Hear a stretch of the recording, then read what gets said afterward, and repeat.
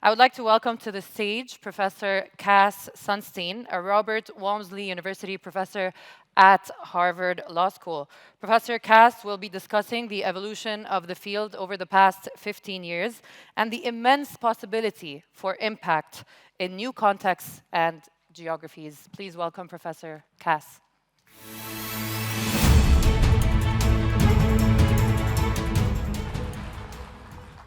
Good morning, everyone. Your Excellencies, honored guests, friends. I should note that in discussions over the last day and a half, I've noticed the following. Behavioral science uniquely, I think, has two characteristics. Hi, people up there. Nice to see you. It's immensely fun. The issues are endlessly interesting. And there's an opportunity to help people enjoy longer and better lives. Some things that involve fun do not help people enjoy better lives. Some things that help people enjoy better lives are not particularly fun. This combines the two, and that's a great gift. You're seeing on this slide a celebration, and this is an occasion for a celebration. And in honor of this celebration, I have written a little book for you, with your indulgence. Are you getting worried? This will be a 4-hour talk. I promise it's a short book.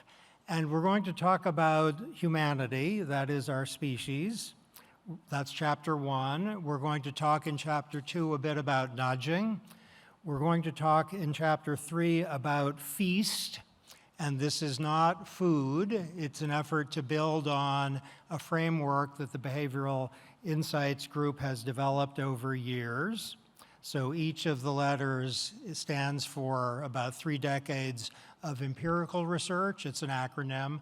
And then we're going to talk about sludge and scarcity, which is an extremely important area for the future.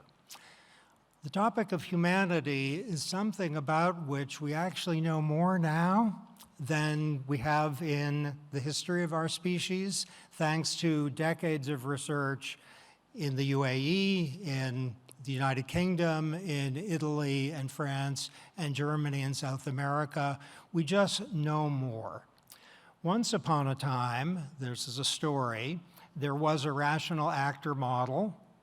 That's 1970s, 1960s, in which the view, both in government and in academic circles, was that human beings are fully rational. We incorporate information, and in making decisions about health or education or safety or the environment, we behave fully rationally. Now, it wouldn't be right to say that people are irrational. That's not very kind to say, and it's not accurate. People aren't irrational, but we've learned that people are imperfectly rational. And here are the 3 most important findings for purposes of improving human well-being. So these are the star performers in terms of findings over the last 30 years. We know that for many people, the future is a distant land, later land, and we're not sure we're ever going to visit. So present bias just means, for most members of our species, today and tomorrow really matter. 5 years from now, or 10 years from now, or 15 years from now are a little vague, and people tend not to care about them so much. There are good reasons for that. If you're at risk, you should focus on today, not 2042. But for people who are going to, we profoundly hope, live long lives, not to focus on 20 years from now is regrettable. It may create serious problems. We know that people tend to show optimistic bias. 90% of drivers have been found to think they're better than the average driver. 100% of people think that their sense of humor is better than the average sense of humor. I hope that was funny. I believed it would be. Cigarette smokers have been found to believe that they are themselves less at risk of heart disease and lung cancer than the average non-smoker. Even though smokers have an accurate sense of the statistical risk, they know the data, but they believe they are themselves going to be fine.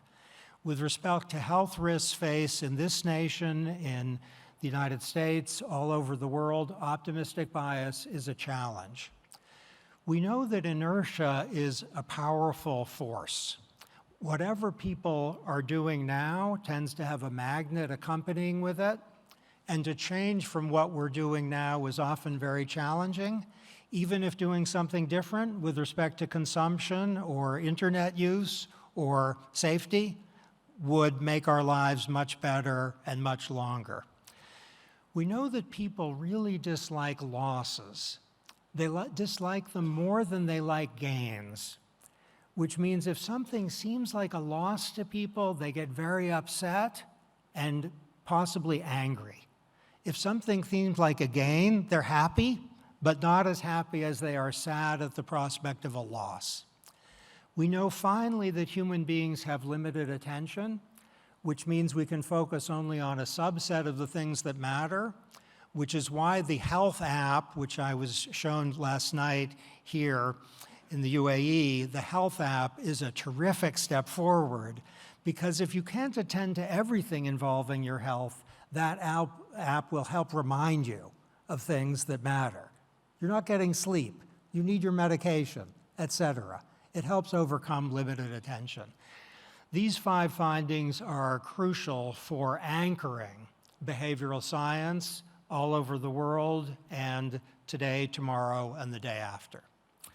Okay, chapter 2, nudges. There's a picture from the White House from not terribly long ago where President Obama was saying to me, we have a number of challenges in North America. Let's use behavioral science to the extent we can to reduce those challenges, whether they involve cancer or heart disease or problems faced by young people. It's very important to distinguish between 2 kinds of nudges, and we're on to chapter 2. Have you noticed? This is chapter 2. The first kind are educative nudges, and the second kind are architectural nudges. The opening remarks you heard were enthusiastic about educative nudges. That's very important. Architectural nudges matter as well, and neither educative or architectural nudges have anything to do with a box of candy, but I like candy, so there they are on the slide. Educative nudges take the form of warnings. Don't eat this. It has something to which some people are allergic. Labels, like a calorie label, telling people about the caloric content of food. Information disclosure, giving people some little bit of education about consumption or employment, or something that tells people about social norms. All of those things are educative nudges. They increase people's capacity for agency, and in that sense, they improve the stock of material on which people make choices. Here's an example of an educative nudge. Look, if you would, at the one on the right. It's a nutrition facts panel, and notice, if you would, the calories are in big, bold letters. They attract attention. The judgment was that's very important to be nudged by. If people want to eat cheeseburgers or chocolate, they can, that's fine. Am I getting you interested in cheeseburgers and chocolate? That kind of happens with the human mind. The very mention tends to trigger interest. It's still the case that this gives people information about the caloric content. It's designed to enable people to exercise their agency better. Here's a graphic warning label. All over the world, people are dying prematurely because of smoking. I understand young men here, the smoking rate is not low.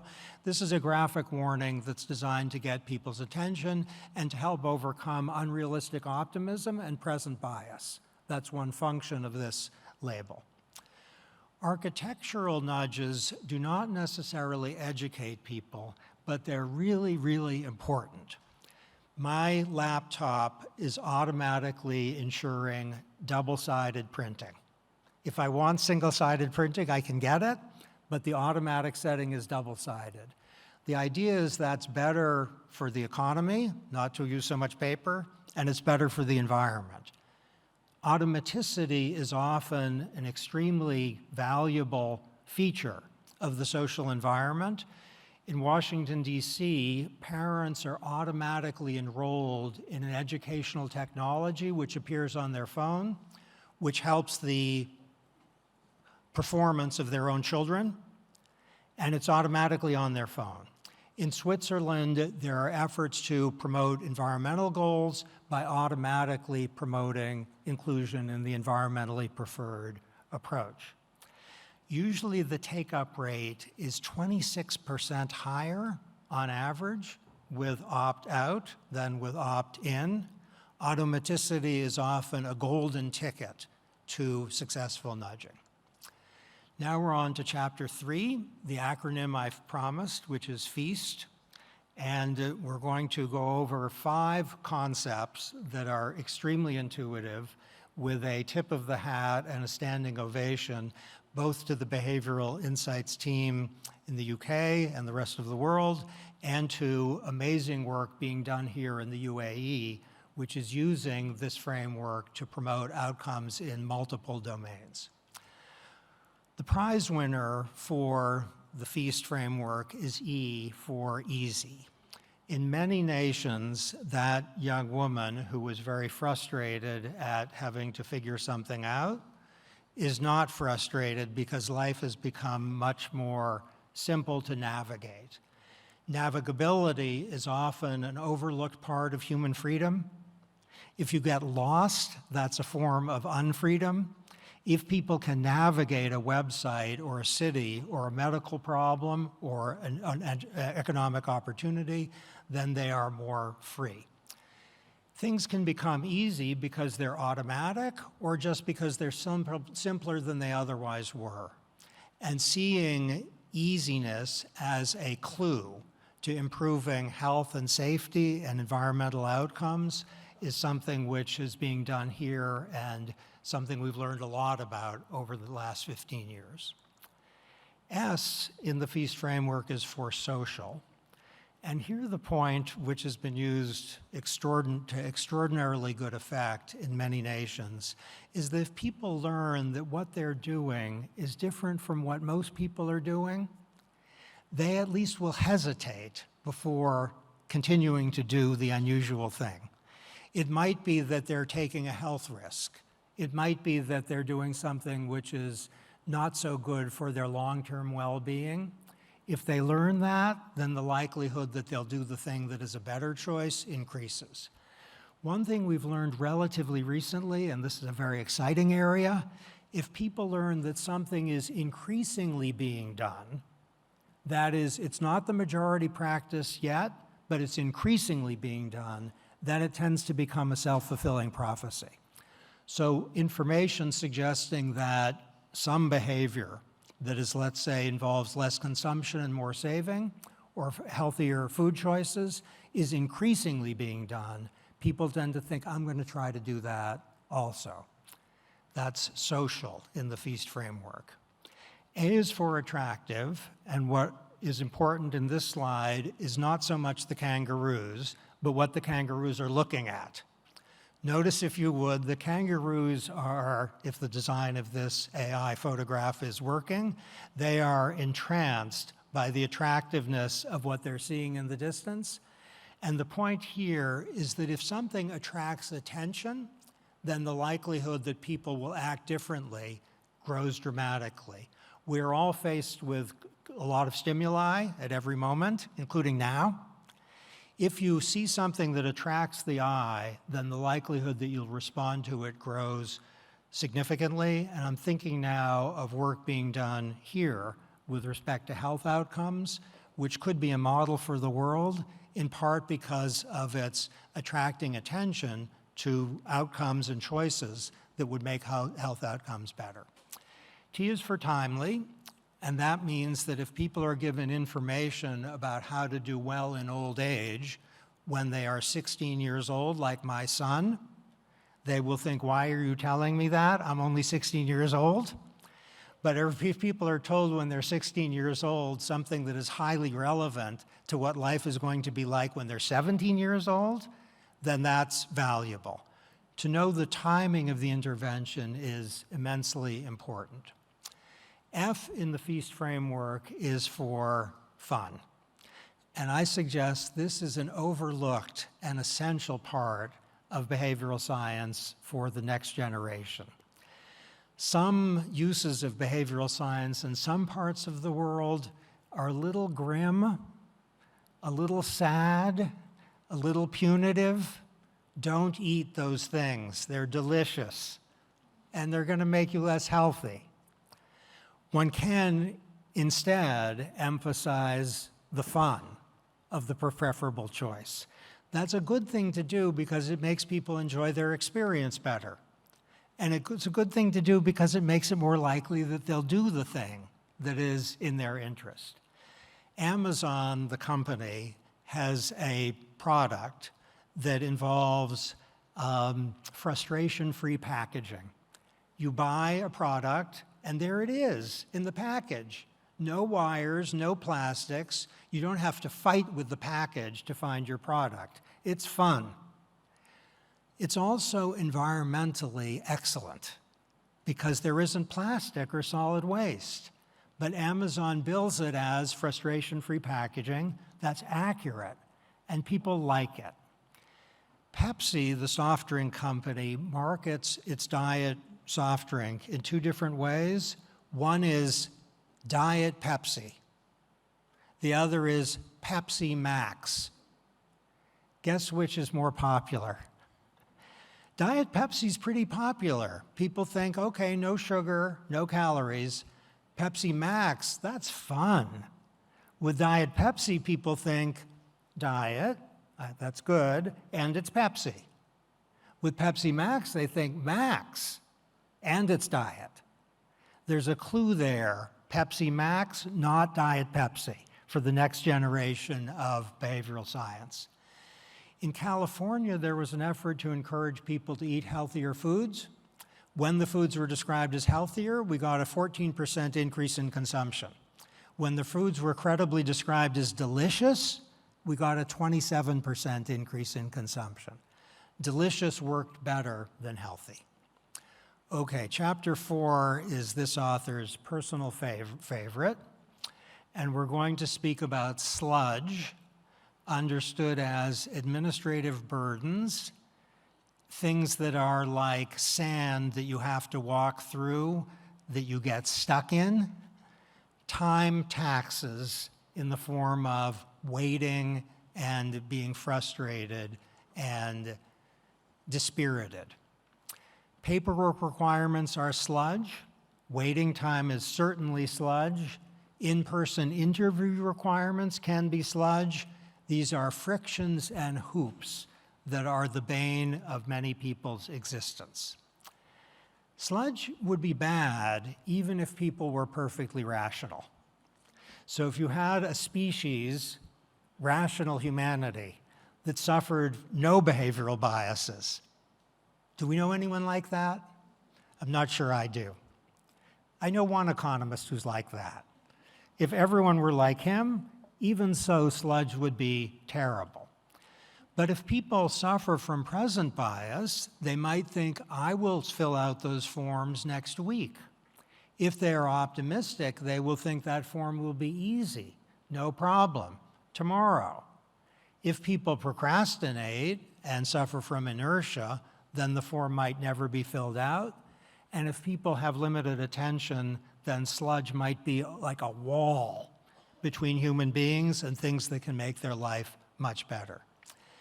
It's actually worse than that. If people are busy or not feeling well or struggling economically or elderly or lonely, and maybe you can think of other examples, then their ability to focus on things other than their predicament is reduced. Is this clear? If you're poor, you're thinking, how will I get through the economic struggle that I'm in the midst of? If you're not feeling well, you'll think, how will I get healthy? If you're lonely, you're thinking, how will I get friends? And that makes the sludge problem not just trouble, but catastrophic. We have data suggesting that poor people struggling to solve an economic problem show reduced intelligence and reduced capacity for self-control. That's not because they are less smart than people who aren't poor. They aren't less smart. It's because they have less processing power if they're thinking, how do I solve an economic problem? It's like being very busy or like being very stressed. If your intelligence goes down because you're struggling with an economic problem and can't focus on other things, or if your ability to exercise self-control goes down because you're upset, then your ability to navigate is very much compromised. Okay, what are we going to do? Sludge audits should be undertaken and are being undertaken all over the world. And it's been inspiring and thrilling to see at the UAE the extraordinary advances in making government more navigable for people through massive reductions in the sludge that people here face. In my country, the volume of sludge recently was 11 billion hours. 11 billion hours of paperwork burdens, and that audit inspires action. The OECD has gone very impressively into the details of sludge audit as a way of understanding where the burdens are imposed in multiple nations, and this is an ongoing project which will help define the future of behavioral science.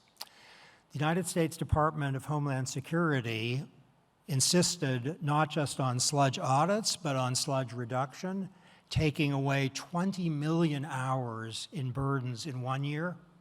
Just one initiative with a 20 million hour goal. It was actually exceeded. And as a result of that, for example, people are able to get disaster assistance that comes in weeks rather than years. Shall I tell you a story, since we're all getting to know each other? May I tell you a story? When I was in our government, we had a meeting about disaster assistance, when people are really suffering from, say, a flood or wildfire or something terrible. It was an online meeting, and there was a man in this meeting of about 12 people, a very important person in our government. He's probably 60 years old, maybe 70, and he started to cry. In a professional meeting, he started to cry. He was weeping. And I said, why are you crying? And he said to me, Cass, you don't understand. I've been at this job for decades. And I go out to the people after a disaster, and I'll go to one place where people get help within a day, or they know they'll get help within a week.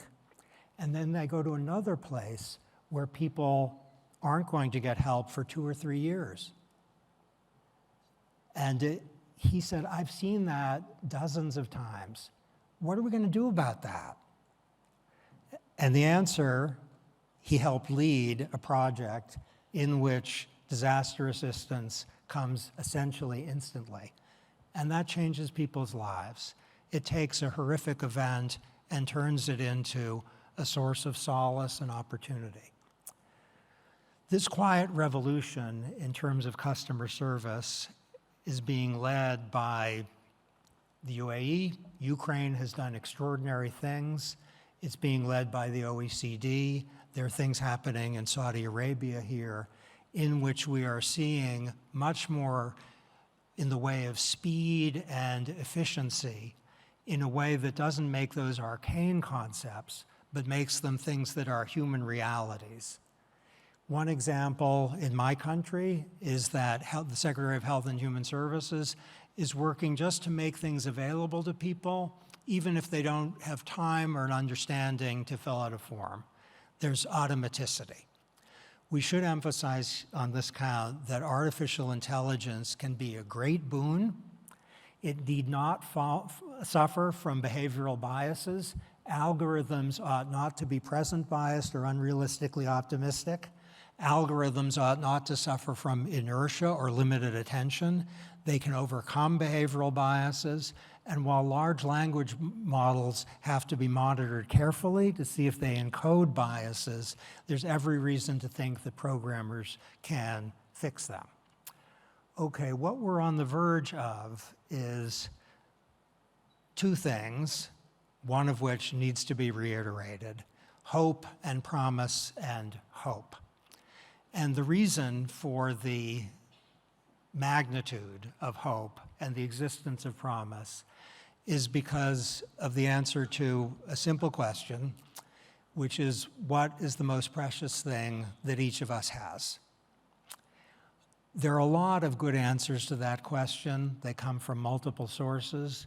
But for behavioral purposes, there's one candidate answer, at least, that stands above all the rest, which is a four-letter word, and it's time. Let's find, shall we, opportunities to give our brothers and sisters more of that. Thank you.